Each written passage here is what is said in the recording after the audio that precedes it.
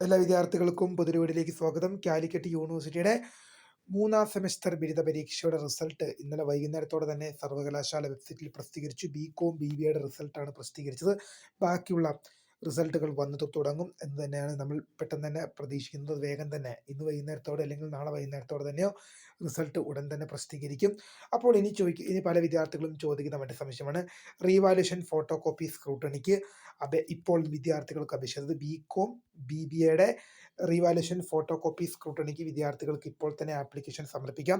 ഇനി പല വിദ്യാർത്ഥികളും ചോദിക്കുന്ന സംശയത്തിനുള്ള മറുപടിയാണ് പറയുന്നത്, റീവാലുവേഷൻ കൊടുക്കുന്നത് കൊണ്ട് കാര്യമുണ്ടോ എന്ന്. വിശദമായി വാർത്തയിലേക്ക് പോകാം.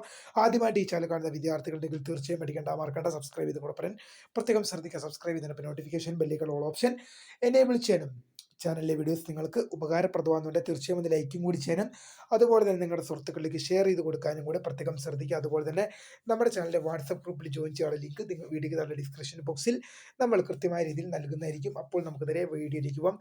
കാലിക്കറ്റ് യൂണിവേഴ്സിറ്റിയുടെ 3-ാം സെമസ്റ്റർ ബിരുദ പരീക്ഷയുടെ റിസൾട്ട് ഇന്നലെ വൈകുന്നേരത്തോടെ തന്നെ വന്നു തുടങ്ങി. ബികോം ബിബിഎ പോലുള്ള റിസൾട്ടുകൾ ഇന്നലെ വൈകുന്നേരം തന്നെ വന്നിരുന്നു. ബികോം ബിബിഎയുടെ റിസൾട്ടുകൾ വന്നു. ഇനി ബാക്കി BA BSc BA അഫ്സലുലുമ പോലെയുള്ള റിസൾട്ടുകൾ ഇന്ന് വൈകുന്നേരത്തോടെയോ അല്ലെങ്കിൽ നാളെ വൈകുന്നേരത്തോടെ തന്നെ വിദ്യാർത്ഥികൾക്ക് സർവകലാശാല വെബ്സൈറ്റിൽ ലഭ്യമാവും. ബികോം BBA റിസൾട്ടുകൾ നിലവിൽ പ്രസിദ്ധീകരിച്ചു. എന്നാൽ BA BSc BA അഫ്സലുലുമ പോലുള്ള കുറേ റിസൾട്ടുകൾ വരാനുണ്ട്. അത് ഇന്ന് വൈകുന്നേരത്തോടെ അല്ലെങ്കിൽ നാളെ വൈകുന്നേരത്തോടെ തന്നെ വിദ്യാർത്ഥികൾക്ക് റിസൾട്ട് പ്രതീക്ഷിക്കാം. ഇപ്പോൾ റീവാലുവേഷൻ ഫോട്ടോ കോപ്പി സ്ക്രൂട്ടണിക്കുള്ള ആപ്ലിക്കേഷൻ സർവകലാശാല എന്ത് ചെയ്തിട്ടുണ്ട്, ഇൻവൈറ്റ് ചെയ്തിട്ടുണ്ട്. ബികോമിൻ്റെയും BBAയുടെയും ഇപ്പോൾ എന്താണ് BBAയുടെയും റീവാലുവേഷൻ ഫോട്ടോ കോപ്പി സ്ക്രൂട്ടണിക്കുള്ള ആപ്ലിക്കേഷനാണ് ഇപ്പോൾ നിലവിൽ വിളിച്ചിട്ടുള്ളത്.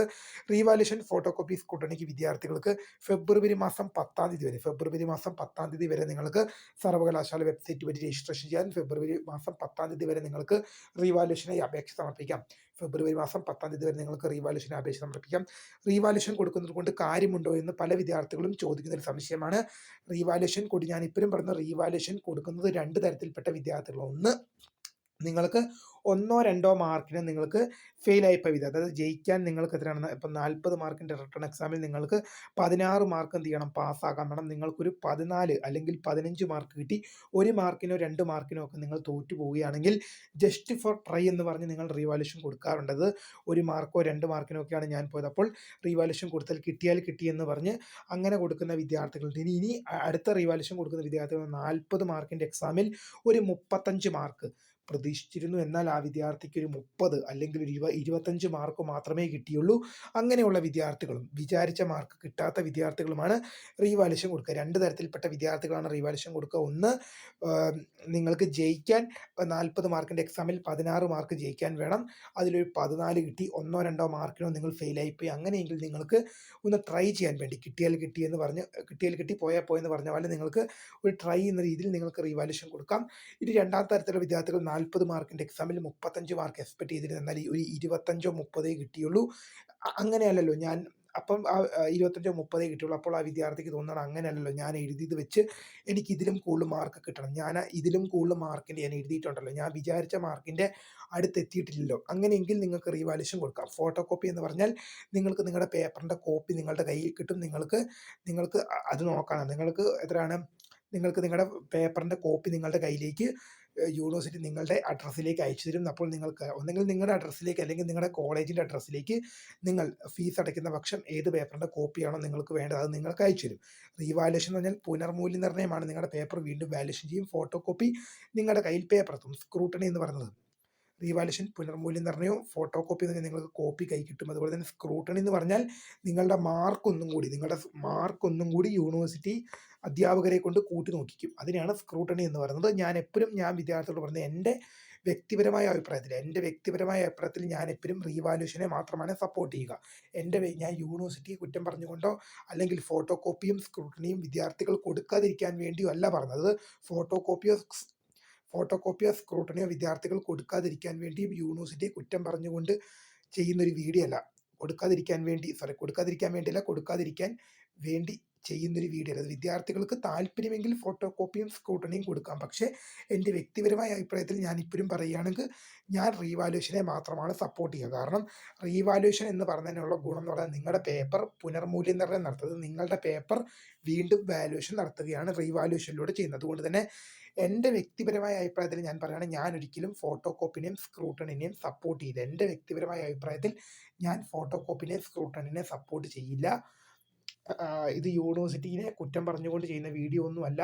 യൂണിവേഴ്സിറ്റിയിൽ ഫോട്ടോ കോപ്പിക്കും സ്ക്രൂട്ടണിക്കും അപേക്ഷകളുടെ എണ്ണം കുറയ്ക്കാനോ അങ്ങനെയൊന്നും ചെയ്യുന്നൊരു വീഡിയോ അല്ല. എൻ്റെ വ്യക്തിപരമായ അഭിപ്രായത്തിൽ, എൻ്റെ സ്വന്തം റിസ്കിൽ, എൻ്റെ വ്യക്തിപരമായ അഭിപ്രായത്തിൽ ഞാൻ പറയുകയാണ്, ഞാനൊരിക്കലും ഫോട്ടോ കോപ്പിനെയും റീവാലുവേഷനെ സപ്പോർട്ട് ചെയ്യില്ല. ഞാൻ റീവാലുവേഷനെ സപ്പോർട്ട് ചെയ്യുള്ളൂ. കാരണം ഈ ഫോട്ടോ കോപ്പി എന്നുള്ള പറഞ്ഞു കഴിഞ്ഞാൽ നിങ്ങൾ ഈ ഫോട്ടോ കോപ്പിക്ക് ഏതാണ്ട് 300 രൂപയ്ക്ക് അടുത്ത് നിങ്ങൾ അടയ്ക്കണം. അങ്ങനെ 300 രൂപയ്ക്ക് അടുത്ത് നിങ്ങൾ അടച്ചു കഴിഞ്ഞാൽ നിങ്ങളുടെ കയ്യിൽ പേപ്പറിൻ്റെ കോപ്പി ലഭിക്കും. ആ കോപ്പി നിങ്ങൾ നോക്കി, ഇപ്പോൾ നിങ്ങൾക്ക് എന്താണ് റിസൾട്ട് വന്നപ്പോൾ 30 മാർക്കാണെന്ന് വിചാരിച്ചോ.